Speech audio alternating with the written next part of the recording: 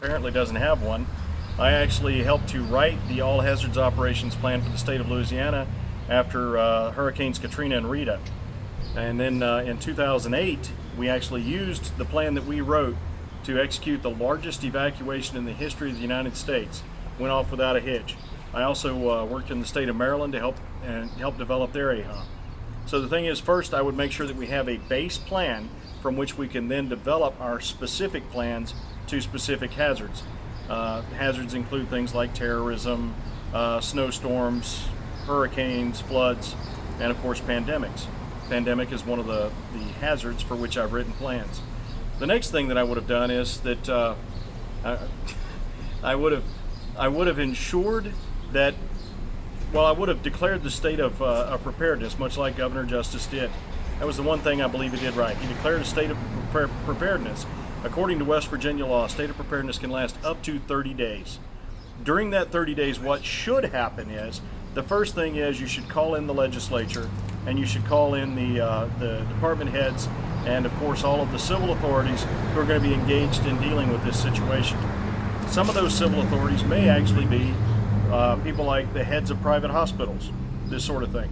So I would call them all in, and we would take the existing all hazards operation plan built for pandemics, the pandemic portion of that all hazards operation plan, and we would adjust it based on the best information that we had to fit the actual situation. In other words, we would change, we would deal with certain situations that were critical and that were specific to the specific situation. So you have the base plan, you bring in the experts, you talk to them, and you make adjustments based on that. Once we had done that, part of that briefing would include advising the legislature of when, at what point in the operations would trigger specific appropriations of funds. So effectively, I would say something along the lines of, if this hospital is overwhelmed with COVID patients, we'll need to bring in other medical personnel from a different part of the state, and we would identify which part of the state, which hospital would give up people, and send them up there, and we would have a whole process involved for doing that, and we would know how much it would cost to, say, transport those people, provide them lodging and food, and the legislature would have to appropriate those funds. But we would have that preset so that I could just call them back in and have them make that appropriation. So the thing is that once we were done with that briefing and with that discussion, with that update of the plan, then I could send the legislature home. I could put them on recess without actually allowing them to adjourn. So the thing is, I wouldn't have to actually call them into special session again. They would still be in special session, but just on recess. Meanwhile, we'd keep a track on the situation. We would continue to receive information, updates. We would pay attention to what was going on, and we would continually update our plan and our intent based on the new information. It's called a rolling staff update. You just continually keep track. I would receive updates every day, but meanwhile, the government would function almost as normal. You don't shut everything down because you have one issue you've got to deal with. Real leadership is being able to deal with the big picture, recognizing how everything fits together, and when you do have a critical issue, you're able to manage the critical issue while also managing everything else. So the thing is, after 30 days, the state of preparedness ends according to the West Virginia law. State of preparedness ends according to West Virginia law after 30 days.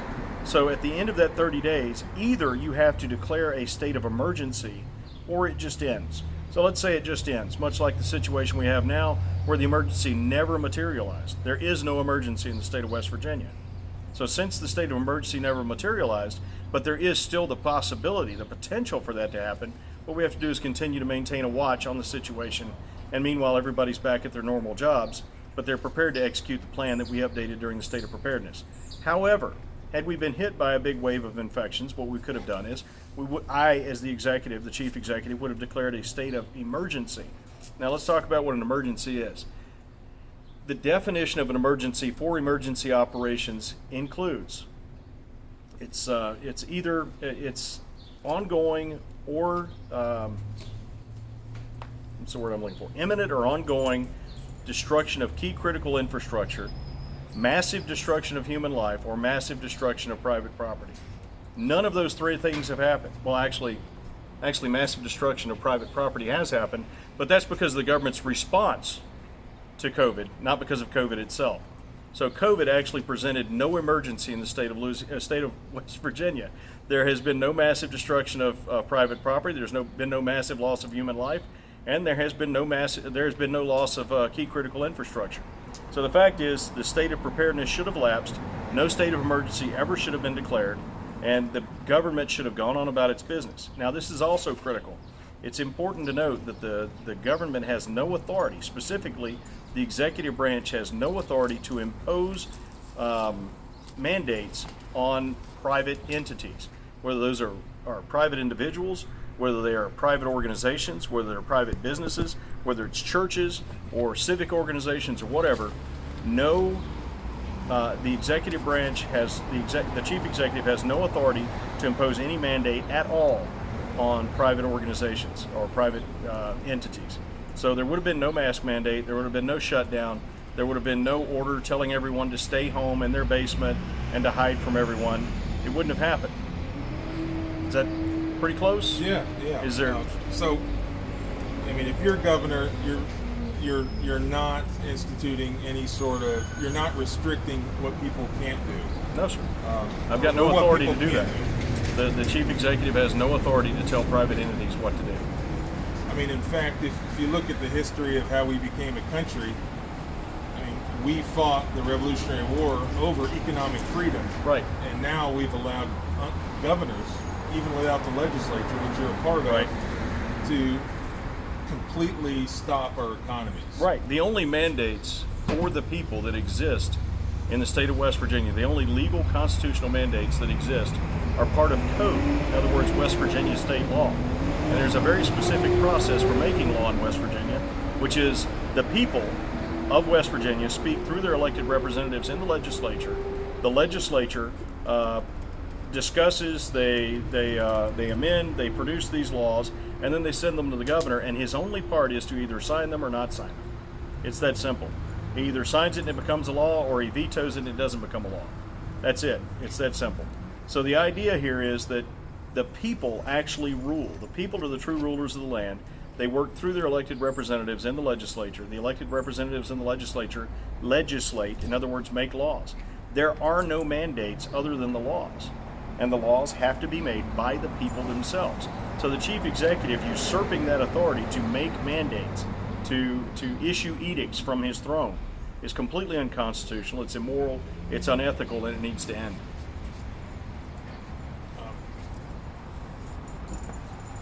Just one more question for you, then I'll turn it over to somebody else. But I don't know that people really realize, I mean, you're a member of the legislature, you're still a member of the legislature. Yes, sir. Now, there's been something like, I don't know, 38 or so state legislatures have enacted legislation in response to COVID-19. We're one of the minority of states where our governor has done it all by himself. Now, again, you're a sitting member of the legislature. I'm going to ask you, have you been asked to come into any sort of session or have any sort of involvement? I mean, you have constituents. You're their voice, you're their representation in our state government. Have you had any sort of involvement in our state's response to COVID-19 like other states have by calling their legislatures into session? There was one instance, and this instance included an unofficial meeting of the Health Committee, the House Health Committee. So we came in, we were not in session, we could not vote on anything. As a matter of fact, it was so unofficial that the people who presented, the people who testified in this committee were not even sworn in. That bothered me quite a bit. As a matter of fact, I raised the issue with the chairman who was leading it, and I said, why are these people, Dr. Clay Marsh and some other folks who work with him, I said, why have these people not been sworn in? And the response was, because this isn't an official meeting. I said, then why don't we call an official meeting and swear these people in? And the response was, well, you know, we're not really in session. I said, why aren't we in session? Well, because we haven't called ourselves into session. Why have we not called ourselves into session? And I couldn't get an answer. So the thing is, that was the one time, and of course the fact is the people who were testifying weren't under oath. Kind of raises some issues there. Why do they not need to be under oath? Next thing is, no, other than that, I have not been consulted. The governor's not asked the legislature, as far as I know, what they think. He said a few times that he has, but every legislator I've talked to says, no, I haven't talked with the governor or anyone from his office about this. He's just usurping our authority and issuing edicts. So, in other words, some members of the legislature were possibly consulted in private by the governor. For instance, possibly the Republican head of the West Virginia Senate, who lost his primary campaign, who I just heard on the news this morning, is now taking a cushy job within the governor's administration. Now, that is, possibly he was consulted, and clearly he has what appears to be a conflict of interest. But as far as, the governor got to pick and choose who he consulted and who he didn't. But legislatures act through their votes. Yes, sir. They act in their assemblies, and I think there was a majority of your House, in the House of Delegates, who wanted to call a special session. Well, after about 4 months of me agitating, we finally managed to get 60 delegates who were willing to call for a special session. The Senate, however, refused to do so. And when I spoke with some members of the Senate, their response was, well, it's an election year. We really can't control what happens, so it's best not to call a special session. My response to that is, so you are complicit in the governor's oppression of the people of West Virginia by refusing to allow the people to speak through their elected representatives. And then I was told that I didn't understand how government works. That was the response that I got. So the fact of the matter is, I think that I understand not only how government works, but maybe even a little bit of how it should work as opposed to how it does work. And the simple fact of the matter is, we the people rule this land. We the people must speak into our government, and if we are denied the right to speak into our government, we live in a tyranny. You've been denied the right to speak into your government. You live in a tyranny. That's all there is to it right now. Let me go back to one of the first person to ask the question. Yes, here. sir. You don't. Just real quick, I think we had a question here from Scott on Facebook, I believe. Marshall, how do you stand on marijuana? That's his question. I don't actually stand on marijuana. My understanding is that ruins it, so it's best not to stand on it. So as far as medicinal marijuana, as far as I'm concerned, there's no reason that it shouldn't be used. As far as personal use of marijuana, it's none of the government's business what you do. That's basically my stance. Okay. Any questions here before I go? I believe Laura has one. Okay, I have a question from Andrew Moakes. Education, West Virginia is 49th out of 50 in education. How are you going to improve our education system? Repeat the question. Yes, sir. So how are we going to improve the education system? First of all, everything has to be decentralized. Every single organization I've ever worked in, and I've worked in churches, I've worked in of course, the Army, and I've worked all over the place. Everything I've ever seen, everything I've ever done indicates to me that the people who are on the ground doing the job not only know more about what's going on than anyone else possibly can, but also that they have more ownership of that specific problem. So once you elevate it a couple of levels, it just becomes one of many problems that everybody has, as opposed to, this is my problem, it's my responsibility to deal with it, and I am going to fix this. So I think everything should be decentralized. Let me talk about what that means for a minute, if you don't mind. First thing is, teachers need to run the classrooms. Our teachers are intelligent, professional, mature adults. They should be allowed to do their jobs. Now, there probably are a few out there who are not great.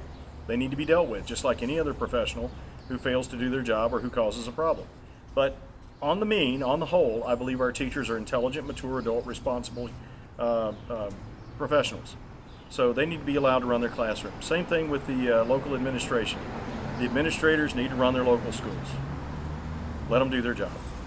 The next thing is, the County Board of Education needs to run the school system. And the County Board of Education is responsible not to the State Board of Education, but to the voters of that county. The voters, the taxpayers, the parents, and the teachers of that county. It needs to be a local discussion, how to improve the local schools. So that leaves you with, well, what about the State Board of Education? You have to have one because it's in the Constitution. Well, I agree with that. Here's the deal. I believe the State Board of Education should be a consultancy rather than a directorate. So a directorate says, you must do this now, do this way, do this because I told you to. That's a directorate. A consultancy says, here's the standard, what can we do to help you meet the standard? We would really like to see you achieve the standard. We have resources, we have opportunities, we have things we'd like to do to help you achieve that standard. Please let us know what we can do. That should be the relationship between the local school boards and the state school board. Meanwhile, the legislature's job is to, of course, fund it, but also something that has not been done in a long time, the legislature should have the opportunity to see the budgets and understand where the money's going. Now, the critical reason that we need to do that is because the legislature will then be able to understand all these millions of dollars that we dump into the State Board of Education, the state public school system, is somehow not making its way down to the local teachers and to the local classrooms. Well, that's where the mission is. The mission is to educate kids, right? To educate students. Where's the actual education taking place? In the classroom. All resources, all effort needs to be focused on the mission, on educating the students. And while we're at it, let's talk about what education means. In my estimation, there are 6 elements of education, and only 6. There is teaching the students to read and understand what they've read, and teaching them to listen and understand what they've heard, teaching them to analyze the information they've gathered through those processes, teaching them to synthesize a valid response to the information they've gathered and to the conclusion they've drawn from it, teaching them to communicate clearly and compellingly that message. And the last thing is to do math. Now, of course, they have to be able to do that at different levels. You'd have them do those same tasks at a different level when they're in 3rd grade, 6th, 9th, or 12th. But the idea is that is the crux of education. Education doesn't have much to do with anything else. I certainly don't think that schools or teachers or the school system need to teach worldviews. Now, maintain accountability for getting the work done? Absolutely. Maintain discipline in the classroom so the other students can learn? Absolutely. As far as teaching worldviews, not your job. That's the parent's job. So effectively, you execute those 6 tasks, you ensure the students have the best possible opportunity to learn, which may mean removing undisciplined students from the classroom and getting them the opportunity to be disciplined somewhere else, to be trained how to behave somewhere else, but not in the classroom, because your job is to teach those students. And I'm speaking as one of those kids who needed to be removed from the classroom. And it taught me a lot, not being able to sit in the classroom. I had to go sit in the library and read. Sometimes I had to go see the principal because I had trouble keeping my mouth shut because I was busy joking around with my friends. So that's basically my thoughts on education. All money, all resources, all responsibility and authority needs to be pushed down to the lowest level, and everything else needs to be built to support the operations at that level in the classroom. Yes, ma'am. How will you work with our president? How will you work with the president? Well, as one chief executive to another, I mean, I'll do my best to cooperate with him. If we have any emergency operations, of course, I'll stay in close contact with him, let him know when we need federal support and when we don't. I absolutely intend to maintain constitutional governance in West Virginia. As a matter of fact, that is my basic platform plank, to establish constitutional governance in West Virginia. And as long as the president is also operating constitutionally, I don't see any way that we could avoid cooperating with each other. We have to, pretty much. Yes, ma'am. How will you bring jobs to the state? There are many reasons why companies and industries do not come here. Taxes. How will I bring jobs to the state? This is a really interesting question, because it is not the chief executive nor the government's job to bring jobs to the state. It is business's job to bring jobs to the state. So basically what I would do is I would work with the legislature to reduce the taxes and regulations on business that makes it hard to either bring a business here or to start a business. And let me say that I believe that the only way we're ever going to have sustainable economic growth is if it's organic. In other words, West Virginians starting businesses, forming businesses, growing their own businesses here in West Virginia. I love the idea of people coming in from the outside and and bringing business in and investing in West Virginia. But frankly, what we really need is West Virginians starting their own businesses. And to that issue, what I would like to do is I'd like to offer a tax moratorium on new businesses here in West Virginia. Basically, you get a break. So the thing is, if you've seen over the past few years, the legislature's been willing to offer tax breaks to businesses coming in to the state. And I understand the intent there. It's to get quick infusion of business to get the economy going. But frankly, I believe if we're going to give it to people who are coming in from outside the state, there's no reason we shouldn't give it to people who are starting businesses here. Also, we should update the regulations and frankly make it a lot easier to start, maintain, and run a business in West Virginia. Those are basically my thoughts. May I comment? Yes, sir, please. A couple of years back, I tried to get a business license in this state. Yes, sir. It took me about 5 phone calls to find out which phone to call. I called them every day for 6 weeks straight to try and get a business license. Nobody ever responded. So you tried every day for 6 weeks, 6 weeks to get a straight. business license, and you couldn't get anyone to respond And I couldn't get anybody to to you. respond. Which brings me to my second question, which I hate to interject with this young lady. I've been unemployed since the end of March. Sorry to hear that. The first month, they don't pay enough. They talked about waiving the waiting week. They waived a month. That's money that's never come in. You cannot get a hold of anybody in the unemployment services whatsoever. I've been down here, I've called them, and left messages for appointments, but no human ever answers. They won't respond by computer or by mail. So when you try to contact various branches of the government, No you're not response getting a response. at all. Would you fix that? Is that My intent is, as the chief executive, is to take every department of the executive branch and to conduct an audit on it for personnel, for finances, and for operations. Now, interaction with the public would be one of those operations that I would audit. How can you get a business to start if you won't even answer That's the right. phone? How are we supposed to build businesses if we can't even get the government entity responsible for business licenses to answer the phone? That's a great question. And like I say, I intend to audit every department of the executive branch for those 3 things: for personnel, for finance, and for operations. And based on that information, I intend to adjust the policies of each of those departments to ensure that they function appropriately. Now, some of that may require legislation, in which case I will cooperate with the legislature to ask them to make those updates to legislation. Of course, that's a process, so it takes a while. But as far as anything I can directly affect by writing new policy or by issuing orders to the executive branch, I will absolutely do it. By the way, that's what an executive order is: an order from the chief executive to the executive branch. Get their asses working. Yes, sir. So I would get on that. But in addition to all that, and this is something I want y'all to understand, is that I don't just want the government to do its job. I want the government to do its job with humility and respect. I want the government to recognize that it's your servant. And this is a critical point to me, because some people might think that what I'm saying is I just want the people in the government offices to be nice.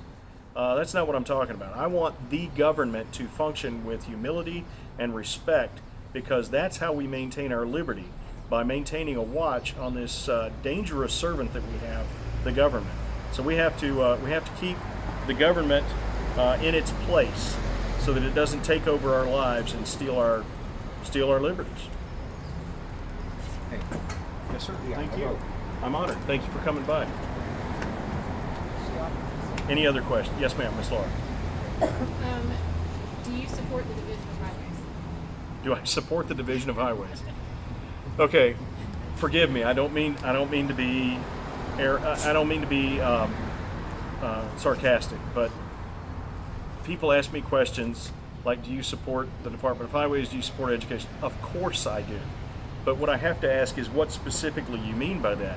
Do you mean, do I support the current operations of the Department of Highways? No, I think we have some serious problems in the current operation of the Department of Highways. Do I support the employees of the Department of Highways? You bet your bottom dollar I do. Do I support the what's it called? The Roads to Prosperity Initiative? I do not. And if you look at my actions when the Roads to Prosperity was first proposed by Governor Justice, I was actually one of the people who most loudly spoke against it, because I knew at the time that it was a boondoggle. It was very obviously a boondoggle. Let me tell you what happened when we had this discussion out in Berkeley County, where I come from. The governor came around on his what I called, Jim's Traveling Roadshow, and he came out to the Eastern Panhandle, and we had a meeting, and he called. Actually, I think we've still got the video to that. We could probably share that at some point. He came out, he gave a big long speech that was kind of rambling and didn't really make any serious points, and he had a poster with some names of roads on it. And I asked him, I said, "Sir, is this a comprehensive list of the projects that will be completed with the money that we are going in debt to borrow, that we're putting our grandchildren into debt for?" And he kind of hemmed and hawed for a while, and finally I said, "Look, I just want to know, are we going to accomplish every one of these tasks with the $3 billion that we're going into debt?" So his response was to call me an 18-karat ass. Right. So that was on TV, made statewide news. I'm not proud of it. Frankly, the way that I responded, I wasn't proud of. He said he wasn't going to run for re-election, and I applauded and kind of chuckled and said good, and that made him angry.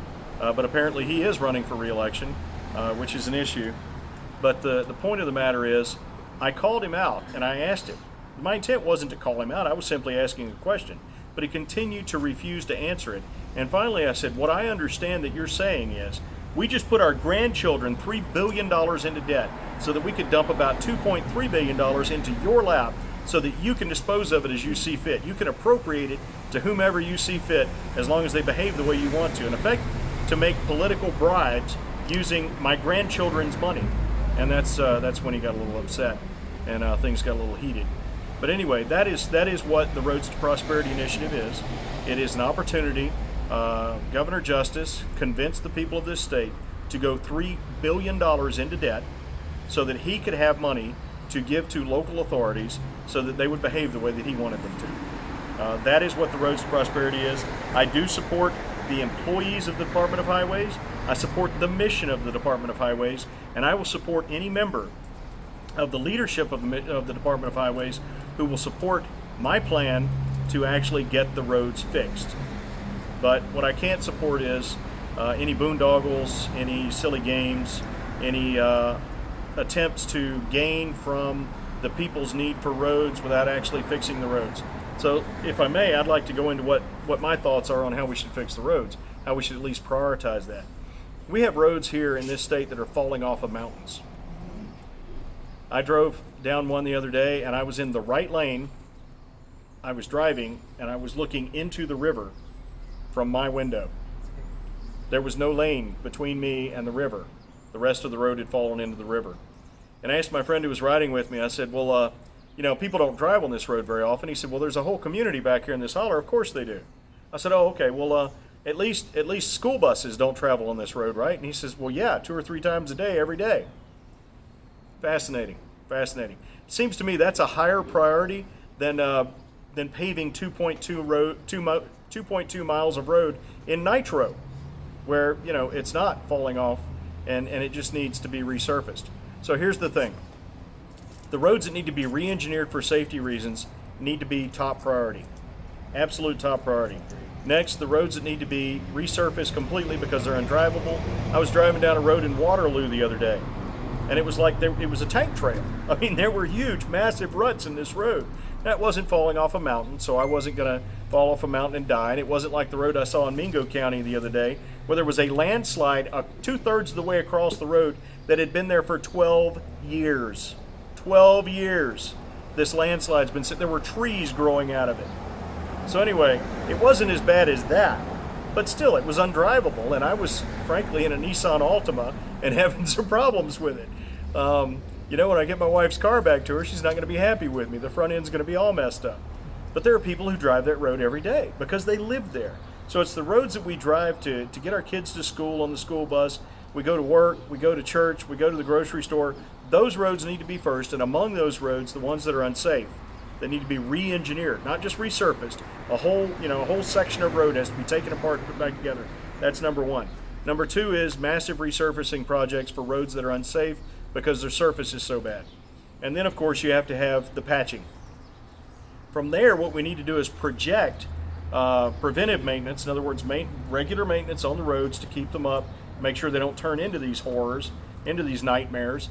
And so we need to project that out. And then once we've gotten to the point where we're actually projecting out regular maintenance, so you've got the repairs, then you've got the maintenance, and then what you have is you have critical maintenance that needs to be done at like 5 years and 10 years and 20 years.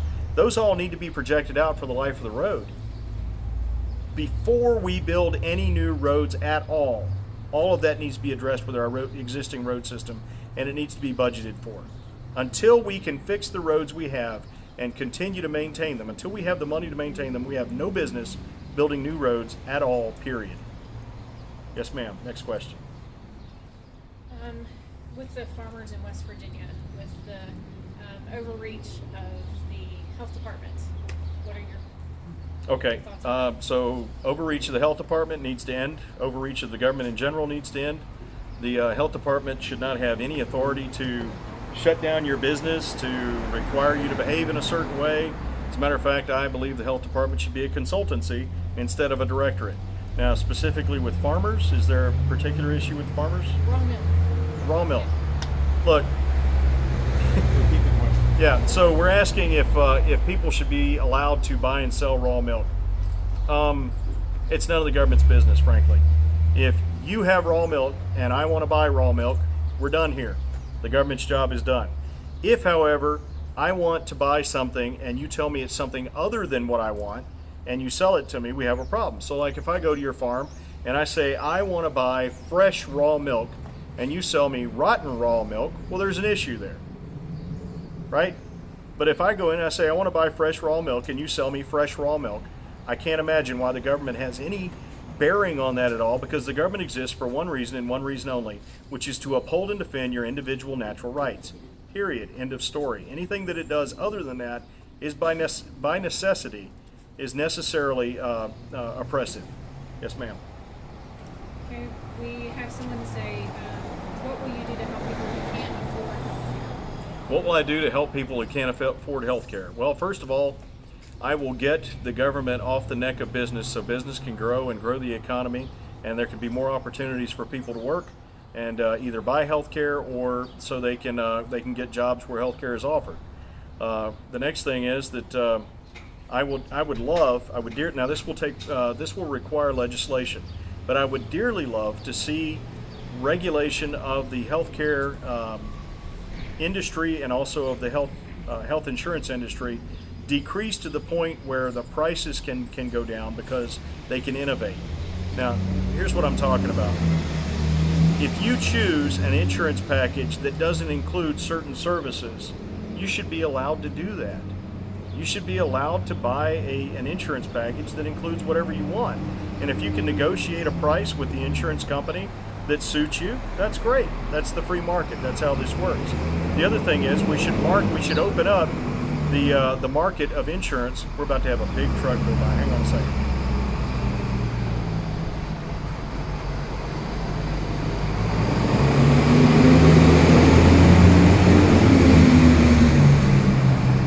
Lewisburg Fire Station just sent by some of their finest.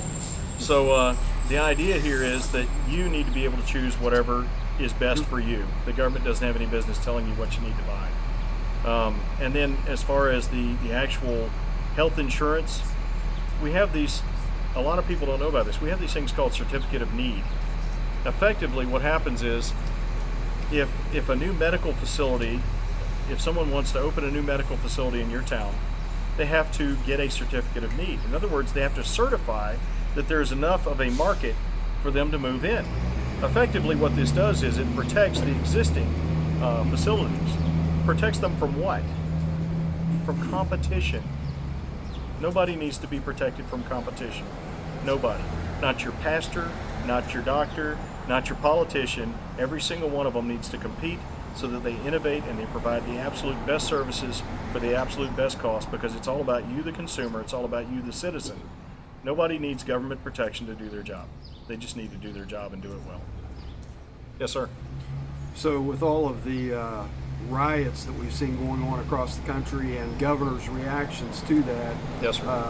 What would be your plan to handle such a thing like that? First part of the question, and secondly, as far as politically correct speech, freedom of speech, and gun ownership. Can you touch on those things, please? All right. First of all, the First Amendment is sacrosanct. You absolutely have a right to say whatever you want to whomever you want to say it. You can say it to me. You can say it to the governor. You can say it to the president. You can say it to anybody. That doesn't mean they have to listen to you. You can say whatever you want. Doesn't mean you have to be listened to. The part that makes people really unhappy about that, though, is once I say something to you, you get to say something back. You get to say back whatever you want, and that seems to upset people who are very concerned about their being able to say something. They don't necessarily want anybody to be able to say anything back that they disagree with. Freedom of speech does not translate into freedom to destroy other people's property, freedom to detain people on the street, freedom to to offend. Offend people, yes, but not to attack them. So you can't physically touch people while you're speaking at them. You can say whatever you want, but once you threaten them, once you physically harm them, you've broken the law, and you have actually deprived them of the free exercise of their rights.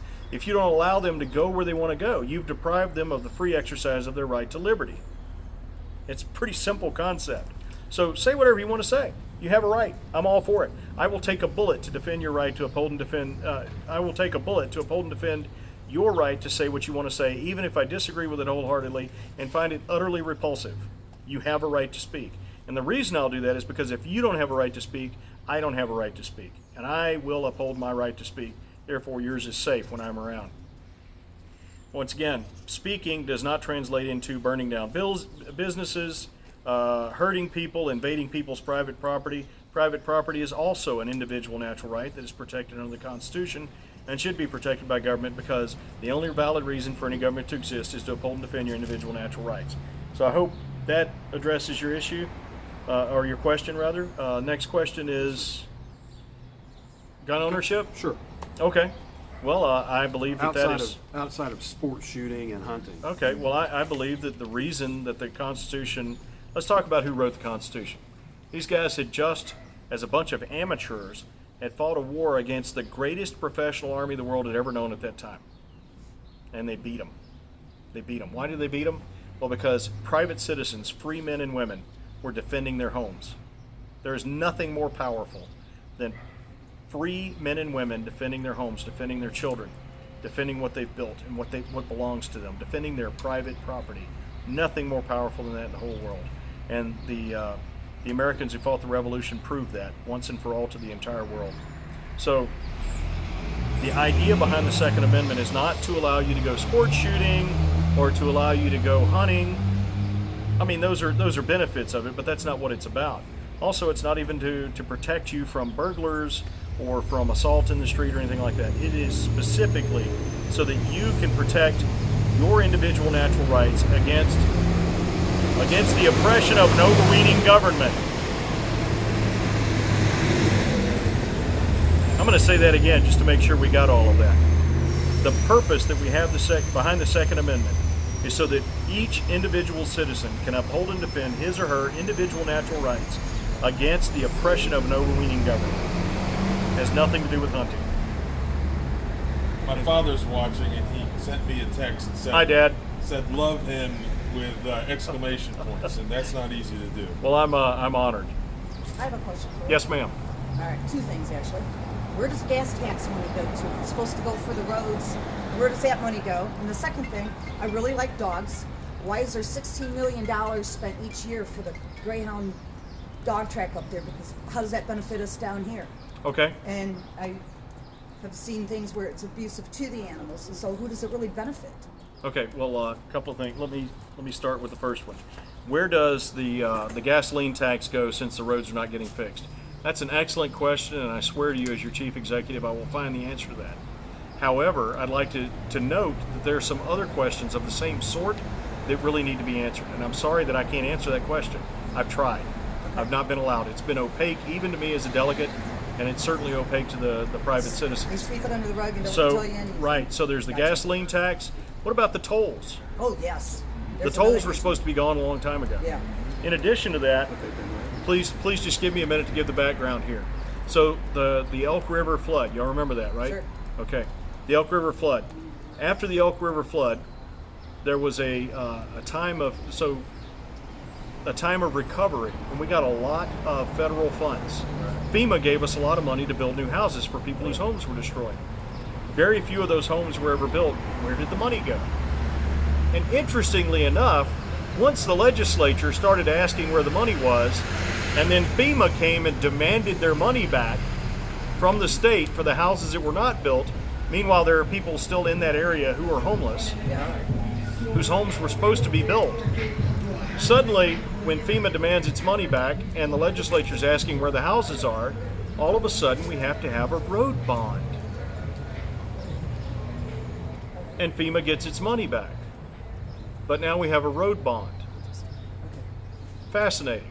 Now I've done a lot of investigations. I've done investigations everything from counterterrorism to investigating, why this soldier, took whatever action, and did he break his weapon on purpose, or was he just, making a mistake, whatever. So I've done all kinds of investigations. And the simple fact of the matter is that a pattern indicates that there's a purpose. Does that make sense? Sure does. I sure would like to find out what that purpose is. As your chief executive, I will follow that pattern until I run right into the purpose and I can demonstrate to the entire world what that purpose is, and I will turn it over to you, the people, who have all power in this state. According to our Constitution, all power resides in you, the people. Okay? The only problem is you don't have the information you need to execute, to use that power to execute what needs to be executed. The mitigating factors. All right, so what was the rest of it? We talked about the dog track. The dogs. All the money Okay. that goes up north for the dog track. Right. Okay. I love dogs too. I've got a couple of them. They're about half crazy. I don't know where they get it from. But the thing is about the dog track and the other gambling establishments in the state, they get some pretty serious. What's it called when you give them money? Subsidies? Subsidies. Thank you. They get some pretty serious subsidies. What a lot of people don't understand is, though, they pay massive taxes. So what happens is they pay these huge taxes to the state, and then the state gives some of it back to them in subsidies. Why don't we just tax them at the same rate every other business is taxed at? Not worry about the subsidy, let them keep what they've earned through providing the services they provide. Sounds better. Right. So the thing is, but I can tell you, the reason that government does things like this is so it can run a boondoggle. The whole point of unclear laws is so you can determine whether or not you're going to hold people accountable so that you can become a terror to them. The whole purpose behind the whole we're going to tax you and give you a subsidy shell game is so you can get them to behave the way you want them to. Just let them run their business. Let them keep their money. Stop playing silly games. Now, as far as the injuries to the dogs, I'm actually in the middle of investigating that right now because I did not have any information on any injuries to dogs. Yeah. I assume, in any athletic pursuit, there are going to be injuries. Yeah. But I've had someone recently tell me that there are massive, terrible injuries to these dogs, and I'm looking into it. I don't want the dogs to be mistreated.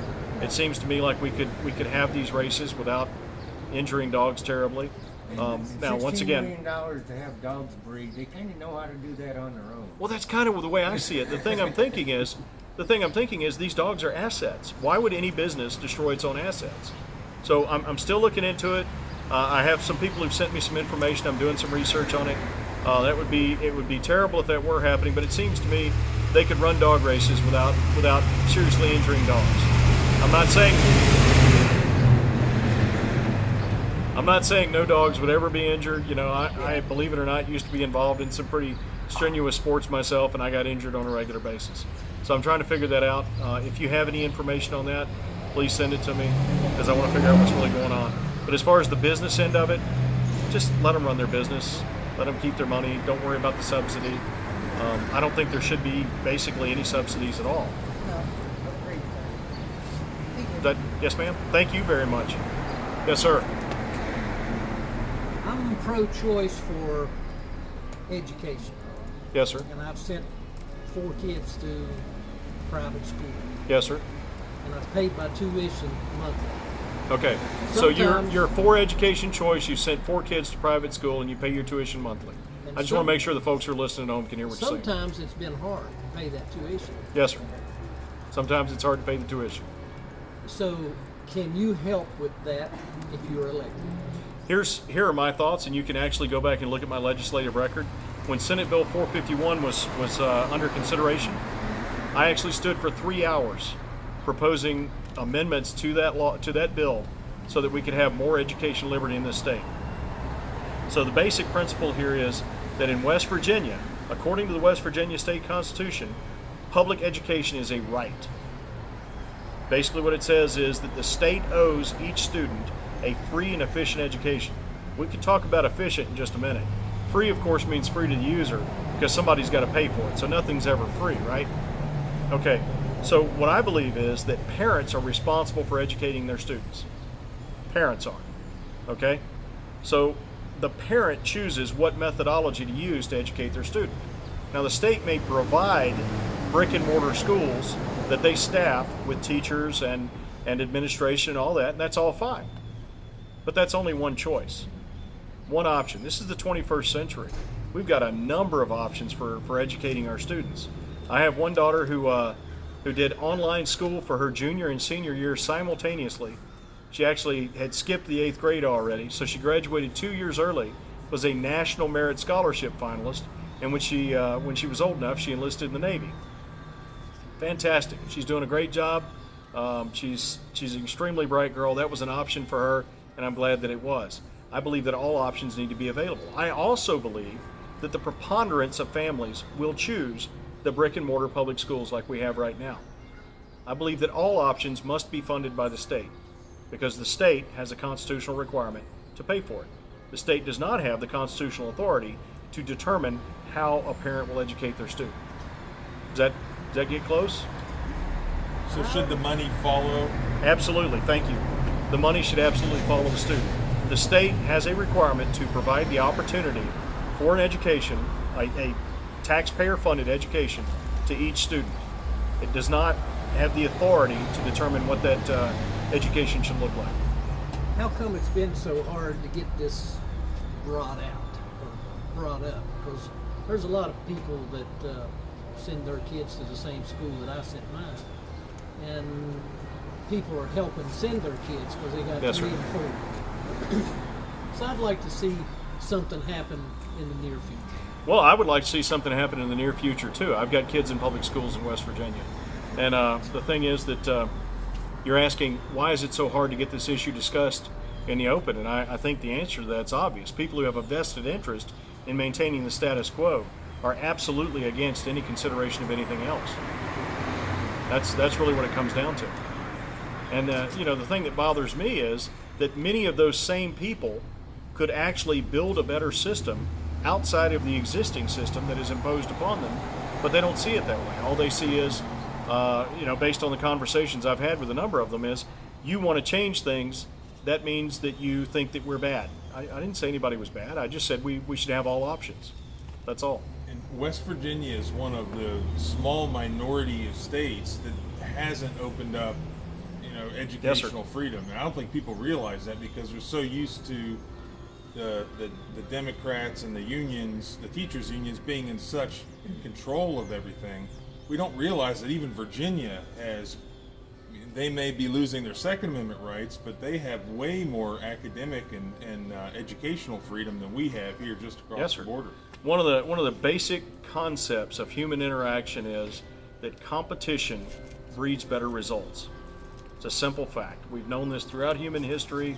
If you've got two guys selling papayas, and this guy sells papayas that are ripe and fresh, and this guy sells papayas that are rotten and old, people are going to buy the ripe, fresh papayas. It's just that simple.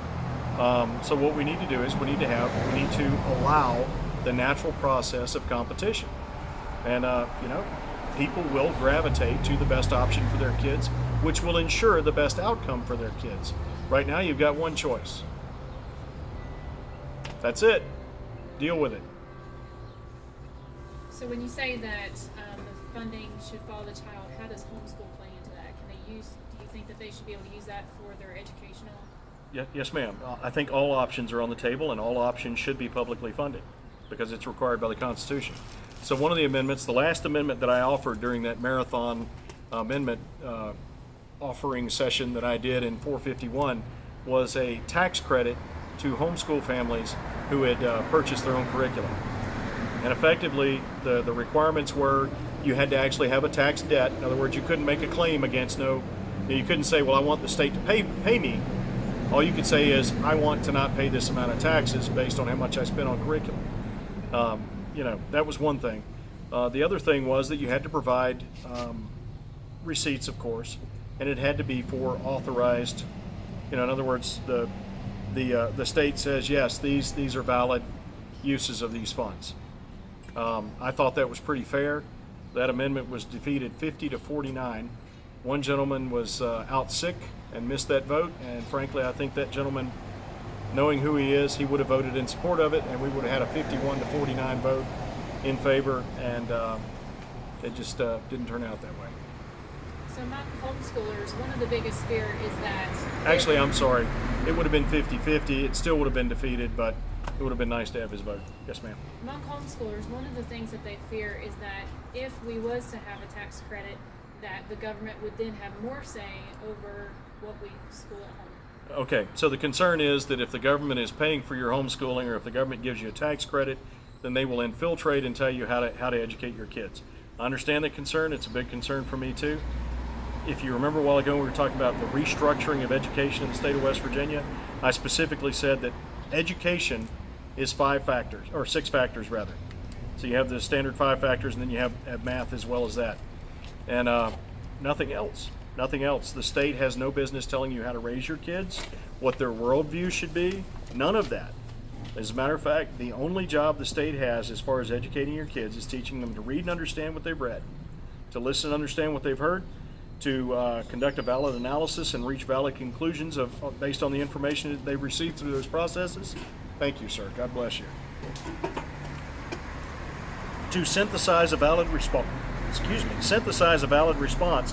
and then communicate that valid response in a clear and compelling manner, and then also to do math. That's it. If the state's only focused on those things, I don't think that would be a concern. Thank you, ma'am. Wow, excuse me, folks. Sorry about that. There's a couple other questions on school-related topics while we're on it. Rita Larch off of YouTube asked, why build new schools when they're being taught on computer while under lockdown? If it's going to be on lockdown for life, those schools are a waste of taxpayers' money, just saying. I agree that if it's on lockdown for life, there shouldn't be new schools. I just think it shouldn't be on lockdown for life. I think the lockdown should have been lifted after the first 2 weeks, and then the local school board should have made their determination based on their local situation. I think that's pretty simple and straightforward. Another question down that line, Edith Godby asks, in West Virginia, parents are forced into vaccination in order to utilize public education. Do you agree with or support compulsory vaccination for school attendance? Also, regarding COVID, do you support compulsory vaccination to participate in any aspect of society? Should a viable vaccine be developed and available for distribution? And there have been several questions similar to that. Well, let's hit the root of the matter. First of all, the government has no authority to compel private citizens or private entities to do anything, unless that private citizen or that private entity is depriving someone else of the free exercise of their natural rights. Because the only valid reason for any government to exist is to uphold and defend your individual natural rights. Given that, the government has no right to compel you to engage in any medical procedure at all. Not testing, not wearing a mask. The government has no business to compelling you to take part in any medical procedure, which includes immunizations. As far as using the private or the public schools, I don't think that's called for either, and I believe that it is purely up to the parent how to take care of their kid. Okay. There have been a lot. Let's see. Well, here's another one on school. Fred Ray asks, I love that on homeschooling tax credit. Would that also apply to private schools? Have you answered that? I think that public education is mandated, publicly funded education is mandated through the state constitution, and we should use every option available to educate kids, and then it's up to the parents to determine what's the best way to educate their kids. One more question in the same line of comments here. Maybe I lost it. Rita says, "Thank you. You got my vote." Thank you, Miss Rita. Please spread the word. Thank you very much. Kind of got lost here. All right. The vaccination issue is important to many West Virginians. Please address this today, if possible. I think you probably. The government has no authority to compel you to take part in any medical procedure at all. All right. Mark Miller responded on YouTube when you were talking about the state funds on education. He said, "I don't agree with that, though. I don't agree with state, quote, state approved curriculum." Okay, I understand that. Once again, if I understand the concern there. I share the concern. Once again, if the state only has the authority and the responsibility of educating kids in listening comprehension, reading comprehension, critical thinking and reasoning, producing a valid response and then communicating that response and doing math, there's no reason that they shouldn't have some say-so, because what they're trying to do is they are trying to maintain the standard. The reason for that is because we do have some situations in which a student might not receive the education that they need because they're not using appropriate curricula. Tell you what, how about this? How about the state makes recommendations, but the concern is that the state has a requirement to ensure that a valid education is being offered for the taxpayers' money. I hope that makes sense. I'm not saying the state needs to come in and tell your kids how to live, or the state needs to tell you that you need to teach your kids certain things.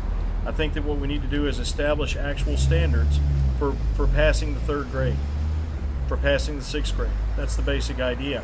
And in order to do that, you have to learn certain things. So there are only a couple of ways of looking at this. If you want the state to fund it, the state either has to approve your curriculum or the state has to test your kid at the end of the year. I understand the concern, but the fact is that what we're talking about is the state is expending taxpayer funds, and the state doesn't have the authority to tell you how to educate your kid, but what they do have is they have a responsibility to the taxpayers who provided those funds to ensure that that money is being spent for what it's intended for. That's what I'm trying to get at here. And if you have a better recommendation on how to do that, I'm wide open to it.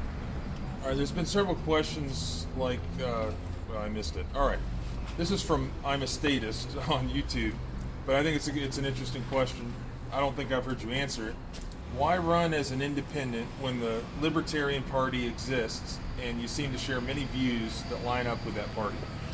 There are a couple of reasons. The first is because when I left the Republican Party, I went independent. I didn't intend to run for office. I just meant to become independent. And the only reason I decided to run for office is because the two major parties gave us such terrible options. So the two were not connected. I didn't become independent to run for office, and I didn't decide to run for office as an independent. I became independent because I couldn't stay in the Republican Party anymore, because the ethical concerns that I have with the way it's being led in West Virginia right now compelled me to leave, and besides, I was pretty much invited to leave by the leadership. So I had to find a home of my own, and at that point I decided my home would be independent because I'm an independent kind of guy, and I think everybody, frankly, should be independent. You know, speaking of libertarians, a lot of libertarians vote Republican, but even though they agree more with the libertarian policies, because they know the reality is that if they vote for the third party candidate, they're just going to make it more likely for the Democrat to win. And that's similar to a lot of the questions I know you've probably been posed more than any other. Yes, sir. Is why should I vote for you even though I agree with your policies and what you're saying, when you're just going to split the vote and allow Salango, the Democrat, to win instead of Justice, the quote Republican? Okay, a couple of things on that. First of all, the vote's already split. The vote is already split, and my friends and I are not backing down. So your choice is no longer between Justice and Salango with me as the spoiler. I never intended to be a spoiler. I simply intend to stand up for my principles and your rights and our Constitution. So the vote is already split. Enough people have left the Justice camp that he is not going to win. So your options now are you going to vote for the constitutionalist independent who will take a bullet to the face to uphold and defend your individual natural rights, or are you going to vote for the leftist statist who will basically make you a slave to the government? If you vote for me, I will uphold and defend the Constitution. If you vote for Jim Justice, all you're doing is taking votes away from me and giving them to the other guy who intends to make you a slave to the government. It's been flipped. The vote's already split. So this year is a very different year. This is a very different election year than you're used to seeing. The common wisdom doesn't apply anymore. And the reason the common wisdom doesn't apply is because the Republican Party has provided you such a terrible candidate, such a horrible candidate, that I was compelled to join the race. It's really that simple. In most cases, you might be right that the two big parties, their two candidates are the only ones that are viable. Well, you know what? You better make me viable, because we're in a lot of trouble. And I'm the only one standing up for the Constitution. Listen, I know that sounds arrogant. But it's not. I'm just a regular guy. I just believe in the Constitution, and I will do whatever it takes to uphold and defend it. I'm not special. The message is special. And I'm just a faithful messenger of that message. And there are tens of thousands of people throughout this state who believe in this message. And the simple fact of the matter is, now that they've tasted of freedom, they're not about to back down. It's not going to happen. So your choice is no longer between Justice and Salango and hoping that I quit so that Justice can win. I'm not quitting. And the people of this state who love liberty are not quitting. Your options are between servitude and liberty, between the Constitution and the whims of tyrannical people. Those are your options. So that's where we are right now, and I hope that you will choose the constitutionalist independent who will uphold and defend your individual natural rights, who will force the government to function according to the Constitution, and who will force it to serve you. Yes, sir. Before we finish this thing, there have been multiple, probably because it's on my pages, and my YouTube channel here, but there have been multiple questions about police reform, and specific Chip. Where is he? He's asked like 100 times. Where are you, Chip? Chip from YouTube. Here we go. Chip Vandalia. Please ask about state troopers being equipped with body cameras as a tool to protect troopers, citizens, and the troops. So there's been a number of people who've asked. They let this truck pass. There's been a number of people who've asked, what do you have to say? What's your response to the issue of police reform?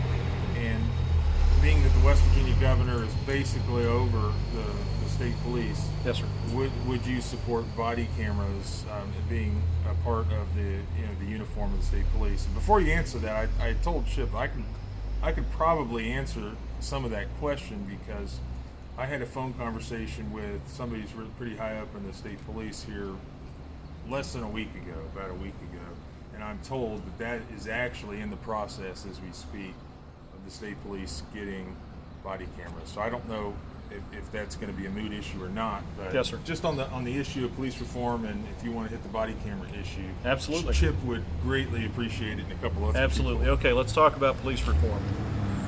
First of all, we need to reform our government so that it functions according to the Constitution. That's point number one. The only valid reason for any government to exist is to uphold and defend your individual natural rights. That's why we have police. They're part of the executive branch. The executive branch's job is to execute the laws. The police are part of that mechanism for ensuring that the laws are executed. The law should only exist to uphold and defend your individual natural rights. So what I'm getting at here is that one of the biggest problems we have between the community and the police is the police are required to execute laws that should not exist. The police are required to hold people accountable to laws that should never have existed, because the only law should be to protect the individual natural rights of any given citizen. It's that simple. So the first thing is, before we have police reform, we need legal reform. We need to reform the entire West Virginia Code according to the Constitution. That's point number one. I think that will actually alleviate a lot of the issues that are going on between the community and the police. Next thing is, the police need to be effectively recruited and trained. I haven't actually seen any of the documents on the standard operating procedures for recruiting and training police. I have been to the academy. I was pretty impressed with the training they do there. Keep in mind that I'm a retired combat veteran U.S. Army infantry officer, so I have some idea of the sort of things that they do and the effectiveness of the types of training they're doing. Frankly, I'm rather disappointed in some of their facilities, and I would like to see those updated and improved, especially the driver trainer and some other things that I was able to look at. They really need to do some updates on those, and I would like to be a part of helping that to happen. So you need to ensure that they're only trying to enforce laws that actually uphold and defend the individual natural rights of citizens. The second thing is that you need to make sure that they are effectively recruited, and part of that recruitment process has to be a very clear understanding of who they are, what they believe, and what they want to do. They need to be effectively trained, and part of that process needs to be explaining their constitutional responsibilities and authorities. Their constitutional responsibilities and authorities, and the intent of the Constitution in upholding and defending the individual natural rights of each citizen. I think another big part of this fixing this issue would be, or these issues with community versus the police, is that some of the community members need to be educated. I think that interaction with police officers to discover that they are natural human beings, that they're people, that they have to deal with tough situations. It seems to me there are a lot of people who don't understand that. That seems counterintuitive to me. It should be very clear, I think, but perhaps we need to have better interaction with younger members of the community in the schools, whatever. I know there are programs to do that, but we need to make sure that people grow up understanding that the police are here to uphold and defend your individual natural rights, and that they're not just thugs or mean people working for the government. But we need to make sure that's true as well. The last thing, if we want to talk about body cams, I think it's probably a good idea. I have spoken to police officers who've told me that they were accused of things that they would never in a million years have done. I've talked to private citizens who've told me that police officers have done things to them that should never be done to anybody. And of course, the most effective manner for ensuring that is making sure that you have video of the encounter. That's the most effective method for ensuring that that the right party is held accountable anytime there is any kind of an altercation or an issue. I hope that that addresses the issue pretty fully. Yeah. Do you have an opinion on motorcycle helmet laws? I do. I think it's none of the government's business. I don't think the government should compel you to wear a motorcycle helmet. I don't think the government has the right to tell you to wear a seatbelt. I don't think the government has the right to tell you to wear a face mask. I don't think the government has the right to tell you to do anything other than to not interfere in someone else's, or not to infringe upon someone else's individual natural rights. That's the only right, the only authority that the government has, is to compel you to not infringe upon someone else's individual natural rights. I have someone ask, who do you endorse for President, Congress, and Senate? Who do I endorse for President, Congress, and Senate? Well, given the current choices, I would endorse President Trump. In my district, Congressman Mooney, and Senator Capito. Like I say, given the current choices. Also in the 3rd congressional district, I would like to endorse Ms. Fox, Belinda Fox. You're sitting here going, how can you endorse someone if you can't? Spencer, thank you. Ms. Belinda Fox Spencer. She is a bright lady who has all of her priorities straight and wants to do nothing but uphold and defend your individual natural rights. And I would love to see her elected in the 3rd district. Unfortunately, I can't vote for her because I live in the 2nd congressional district. Yes, ma'am.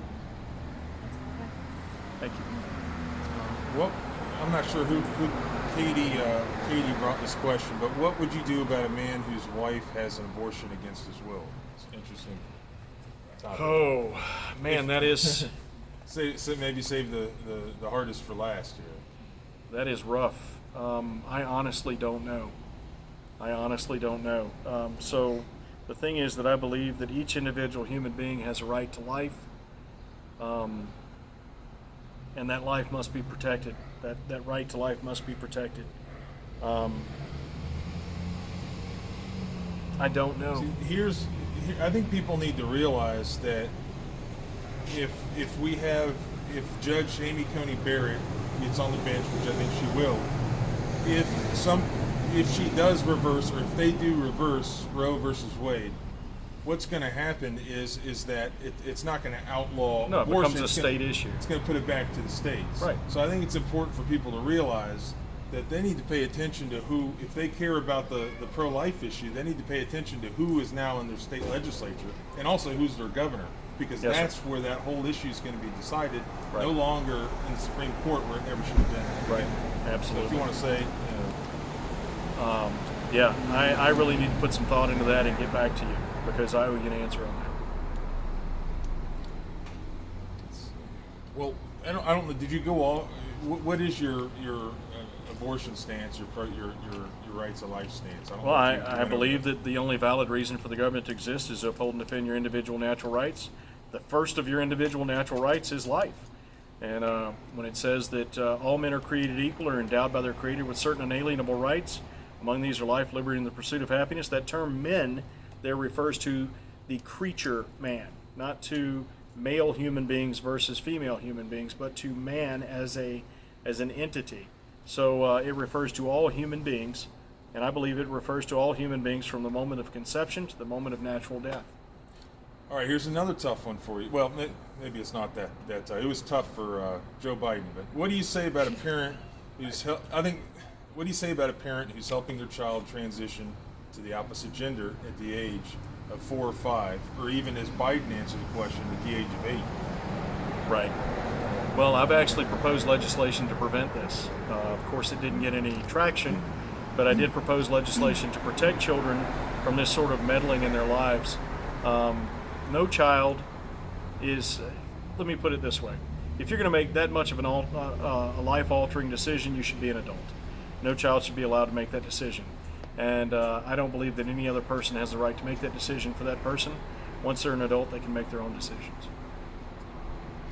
Yeah, and then the government never decreases itself. So what happens next? Once a 4 or 5-year-old child can allegedly make that decision, now the government's coming after you, calling you a bigot or saying you're discriminating. So what you're against- saying is they'll enforce that, and the government will show up on your doorstep and compel you to put your child into a transition program just because a 4-year-old has mentioned that they think they might be of the other sex. Yeah, that needs to never happen. Let's see. Well, you just tell me when you want to stop here. We still have questions. Don Zimmerman says, Well, how long have we been on? we've been on for an hour and 16 minutes. Can I take a break? No. I got to take a break. No. I'll be right back. All right. Why don't you ask somebody else a question? I'll be right back. Michigan, Unlock Michigan Group. All right.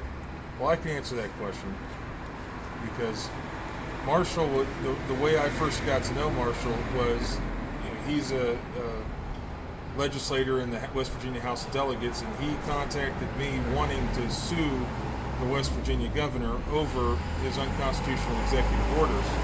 Now, that was before he issued the so-called mask mandate. Now, so I am suing the governor right now in federal court in the Southern District of West Virginia over the mask mandate, the so-called mask mandate, which is ridiculous because it's unconstitutional, and all he can do is issue an executive order that expresses his personal preference that he wishes he would wear a mask.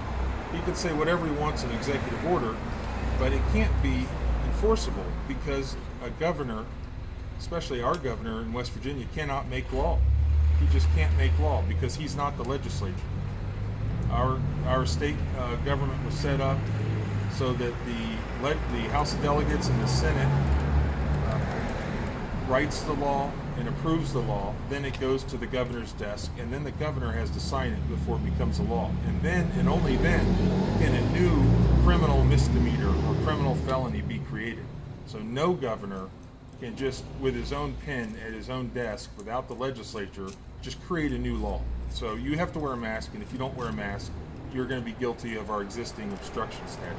That is absolutely unconstitutional under our West Virginia Constitution, which says on its face that it will never be suspended, even in a time of war. And it certainly won't be suspended in a time of pandemic. All right, so next question.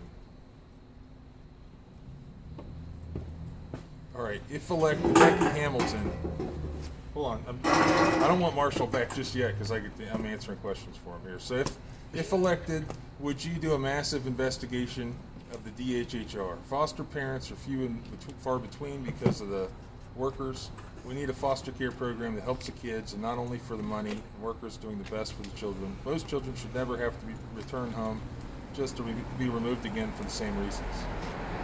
I don't know, there's a few questions in there, but I think Marshall, just in my opinion, is a guy that absolutely would look into DHHR and problems with the foster parent program, and I've seen these myself. For instance, a child being taken away from unfit parents, and instead of giving them, or even considering giving them to the child's natural grandparents, they just give them to unrelated third-party foster parents who are receiving money in exchange for that. And I think it's a blessing that there are people out there willing to do that, but I believe that they should look at the grandparent preference that's in our law.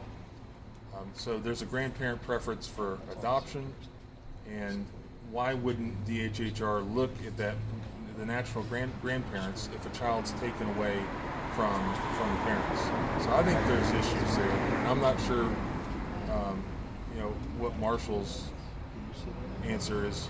He was shaking his head before he left.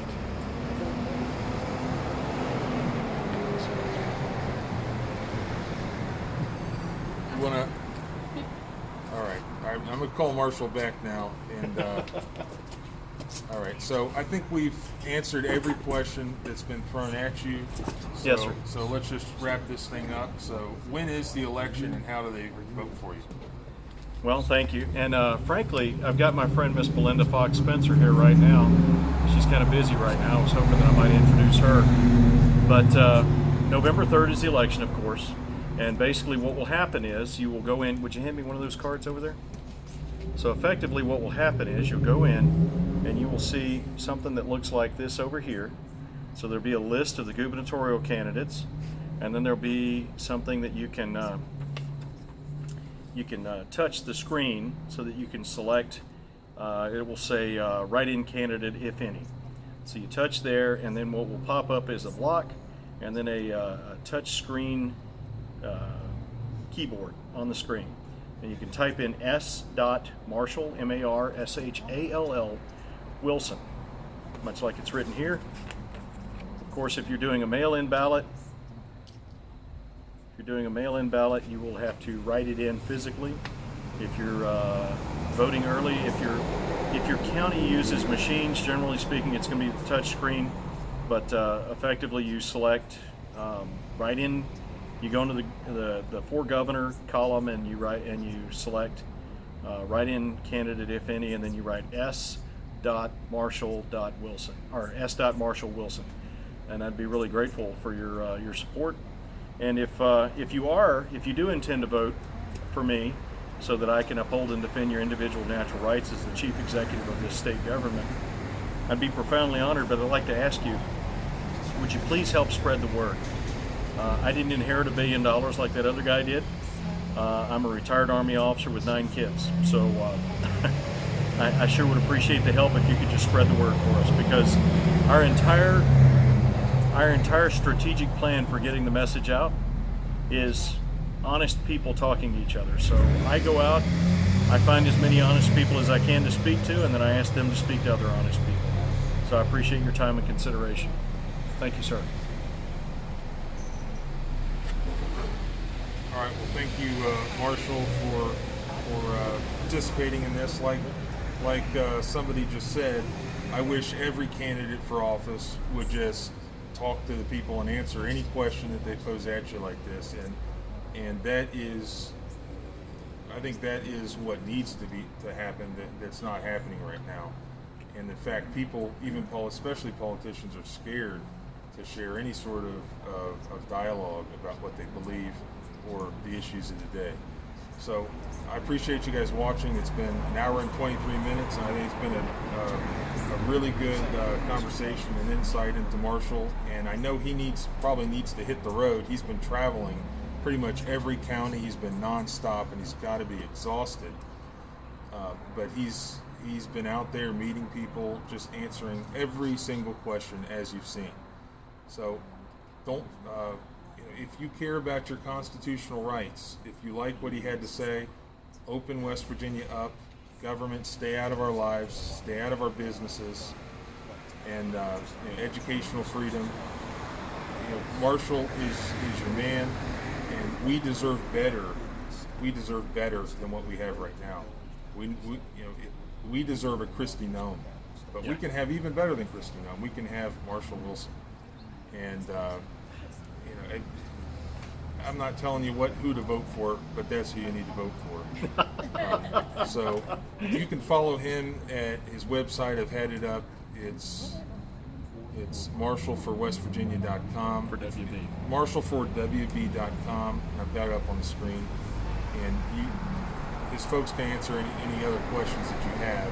But Marshall, I appreciate you having this conversation with me, and it's always a good time to hang out with you. And until next time, maybe there'll be a third time. Who knows? Yeah, but I know you've got busier places to be than Lewisburg, but I love Lewisburg. It's beautiful. it is. And I love Doug. He's a great guy. I know a lot of people appreciate how hard you've been working, and he has. He's been away from his family, and I want to say thank you to his family as well, because Thank you for remembering my family. they've gone without a father and a husband for extended periods of time here, and I know that's difficult, and they've sacrificed a lot as well. They have. Thank you. All right, so again, thanks for watching, and if you need any more information on Marshall, contact me. I'll send you where you need to go.